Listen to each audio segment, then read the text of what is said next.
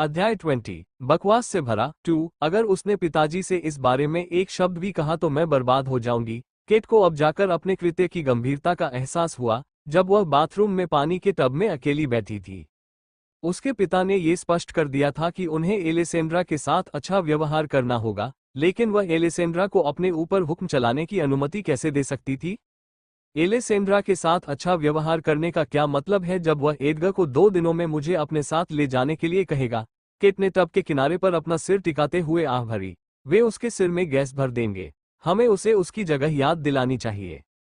Cat को ये पसंद नहीं था कि उसका परिवार एलेसेंड्रा को घर में खुलेआम घूमने की अनुमति देता था। उसे उसके कमरे में या बेहतर होगा कि एक कोठरी में छिपाकर रखा जाता था। एलेसेंड्रा एक घिनौनी बेटी बन गई थी जिसे कोई नहीं देखना चाहता था और उसे ऐसे ही रहना था। सभी की निगाहें केट पर टिकी थीं। केट ने अपनी उंगलियां फैलाकर 3 टूटे हुए नाखूनों को देखा, जिसकी वजह से एलेसेंड्रा ने छेद करना शुरू किया था।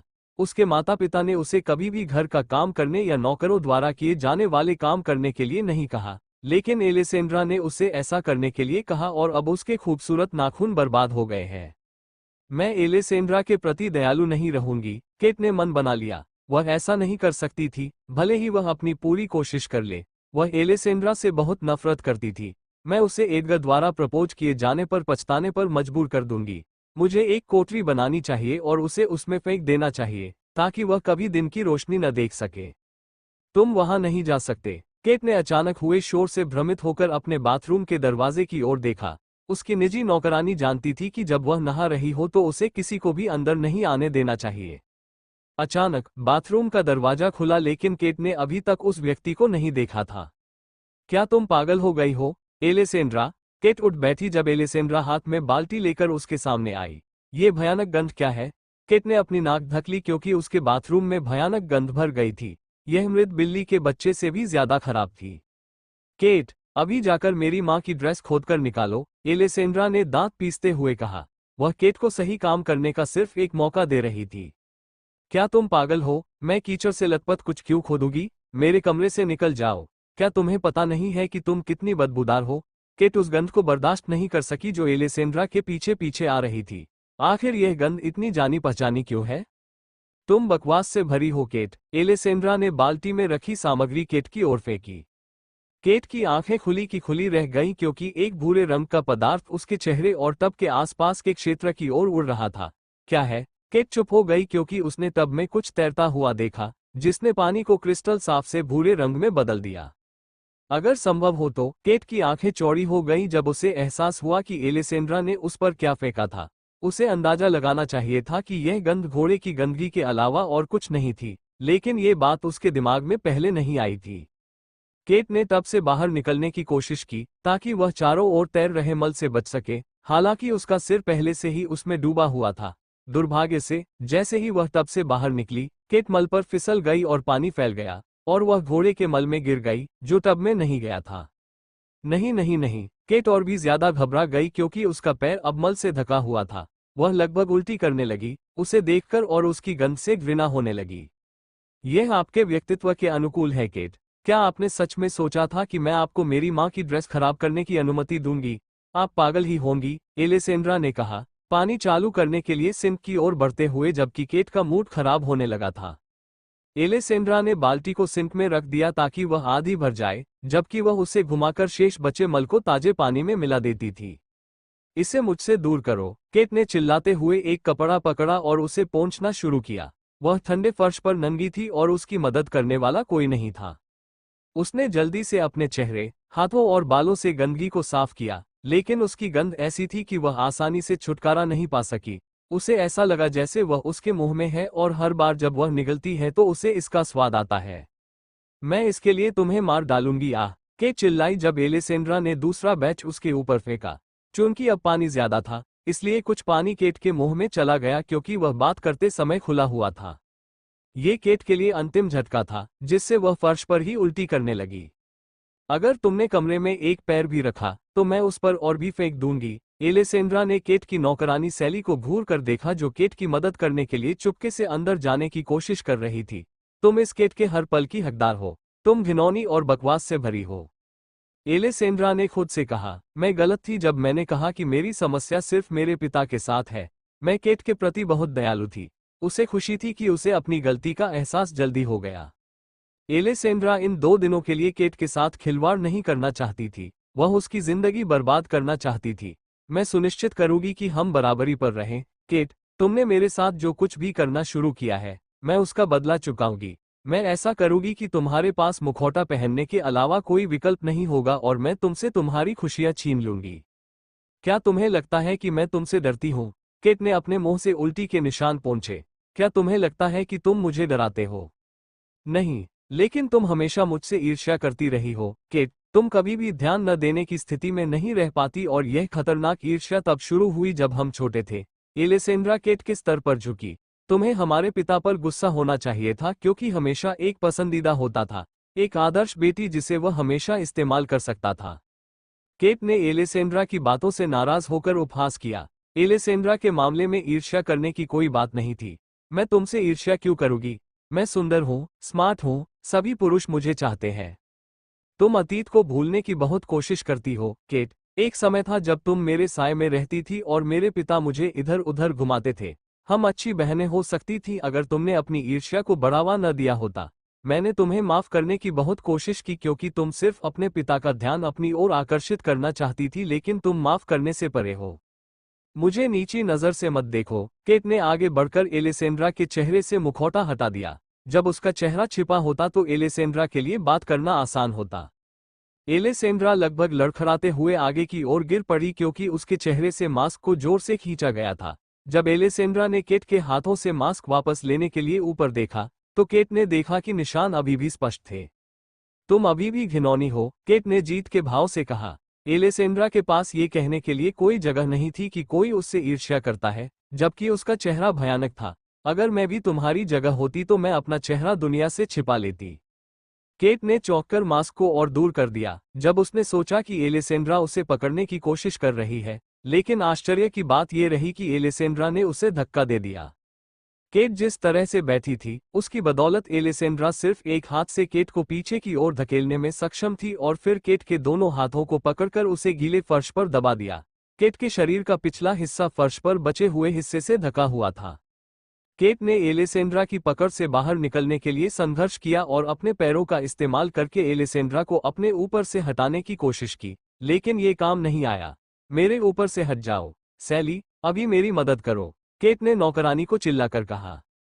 एक दिन तुम्हारा चेहरा भी मेरे जैसा ही होगा, केट। मैं तुम्हें भी वैसा ही महसूस करवाऊंगी जैसा मैंने एक बार किया था। हमेशा याद रखना, तुम्हारे कामों के कारण ही मैं एक औरत बनूंगी। तैयार रहो केट, मैं बहुत अच्छा बनने से थक चुकी हूँ, एलेसेंड्रा ने उसे चेतावनी दी। अध्याय 21 विचार 1 डर तुम्हें अच्छा लग रहा है, केट। मैं इसे जल्द ही फिर से देखना चाहती हूँ। एलेसेंड्रा ने केट से उसका मुखौटा वापस छीन लिया क्योंकि वह विचलित थी।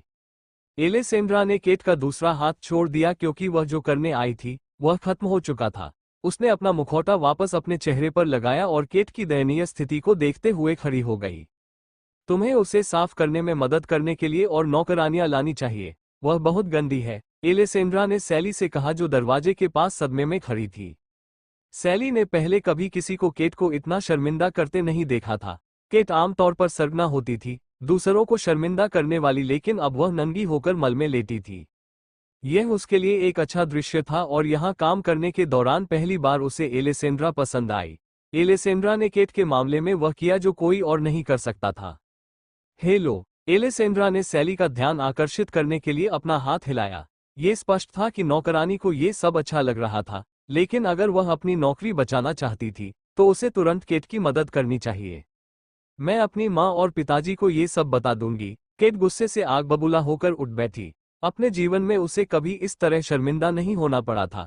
एक बैरन की बेटी के साथ ऐसा व्यवहार नहीं किया जाना चाहिए, एलेसेंड्रा जैसी किसी महिला द्वारा नहीं, यहाँ तक कि खुद राजा द्वारा भी नहीं।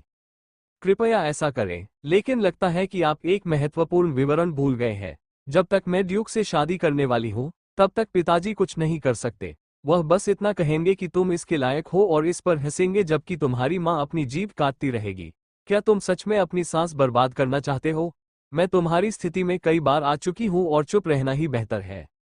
अपने ब्राउजिंग इतिहास के आधार पर देखें कि हमारे पास कौन सी व्यक्तिकृत सामग्री है। Discovery feed. अगर एडगर ने ये शादी तोड़ दी तो तुम मर जाओगी। क्या तुम्हें इसका एहसास नहीं है? अब तुम जो भी करो उसमें सावधान रहो। एलेसेंड्रा, जब कोई बेहतर विकल्प सामने आता है तो पुरुष इतनी आसानी से अपना मन बदल लेते हैं। फिर तुम फिर से हमारे साथ फंस जाओगी। केट को इस बात का बेसब्री से इंतजार था। वह एलेसेंड्रा का आत्मविश्वास खत्म कर देगी और उसे पहले से अधिक डरपोक बना देगी। मैं जानती हूं कि पुरुष कितनी आसानी से अपना मन बदल लेते हैं। केट, मैंने सुना है कि तुम्हारे चाहने वाले तुम्हारे दोस्तों से शादी कर लेते हैं। अलविदा। एलेसेंड्रा बाथरूम से बाहर निकलने लगी। बदबू बहुत ज्यादा होने लगी थी और अगर वह केट के साथ ज्यादा समय बिताती तो उसका दिन अच्छा नहीं होता। यदि केट ने फिर से जवाबी हमला किया तो एलेसेंड्रा को ये समझ में आ गया कि अपने कमरे में वापस लौटकर अपना सामान पैक करना और अपनी सारी कीमती चीजें छिपा देना ही बेहतर होगा। मेरी हमदम, मेरी मालकिन। केट ने सैली को घूरकर देखा। एक निजी नौकरानी तब काम की नहीं होती जब वे सिर्फ एक तरफ खड़ी रहती जब कोई उनके मालिक पर सचमुच गंदगी फेंकता। तुम्हें नौकरी से निकाल दिया गया है। अभी किसी और को अपना काम करने के लिए भेजो। उसने अपना शरीर पोंछने वाला गंदा कपड़ा सैली की ओर फेंका। वे कितने लोगों को नौकरी से निकालने जा रहे हैं?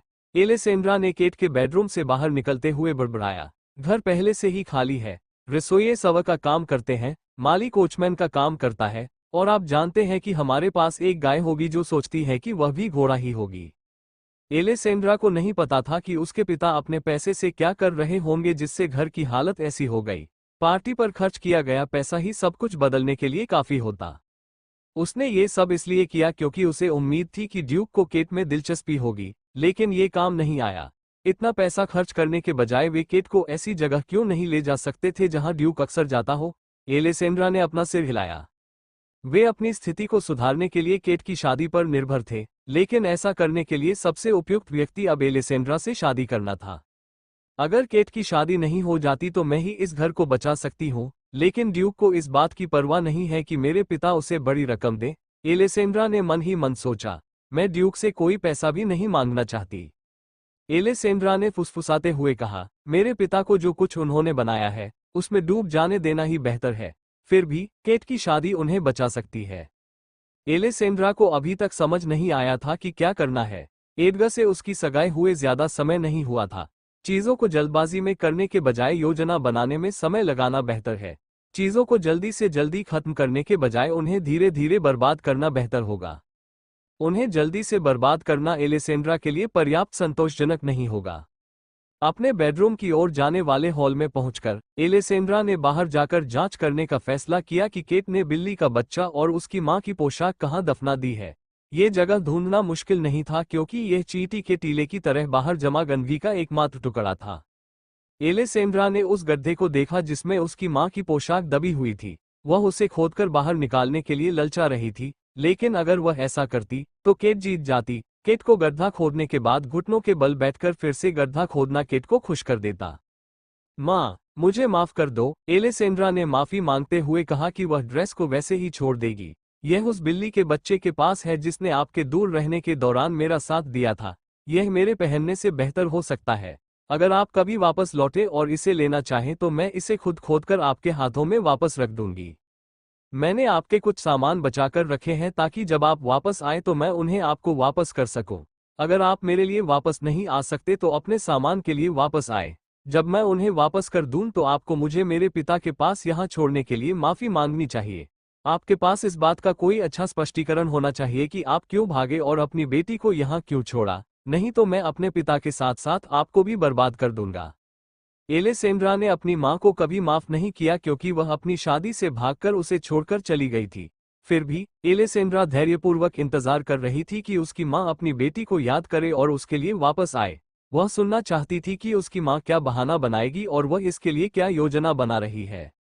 मां, मेरे लिए दो बुरे माता पिता होना अनुचित है। मैं आप पर भरोसा कर रही हूं कि आप वापस आएंगी और माफी मांगेगी। दुनिया मुझसे इतनी नफरत नहीं कर सकती कि मुझे इस स्थिति में डाल दे। मुझे उम्मीद है कि आप अभी भी जीवित हैं और जल्दी वापस आ जाएंगी, एलेसेंड्रा ने कहा। एलेसेंड्रा कभी भी अपनी मां की तलाश में नहीं जाएगी। इसके बजाय उसके पास एक तारीख थी जिस पर वह परवाह करना बंद कर देगी, और अगर उसकी मां कभी उसके सामने आती है तो वह एक अजनबी से ज्यादा कुछ नहीं होगी। तब वह सच में मान लेगी कि दुनिया उससे इतनी नफरत करती है कि उसे इस जीवन से शाप दे सकती है। वह कहाँ है? कैटरीना की क्रोधित आवाज सुनकर एलेसेंड्रा ने ऊपर देखा। तुम? कैटरीना ने चिल्लाते हुए कहा जब उसने एलेसेंड्रा को बाहर देखा। उसने एलेसेंड्रा को बेहतर तरीके से देखने के लिए अपना ऊपरी शरीर खिड़की से बाहर निकाला। तुमने मेरी बेटी के साथ क्या किया? मैंने उसका व्यक्तित्व उस पर डाल दिया, एलेसेंड्रा ने स्पष्ट रूप से उत्तर दिया। क्या तुम चाहती हो कि मैं भी तुम्हारे साथ ऐसा ही करूं, माँ?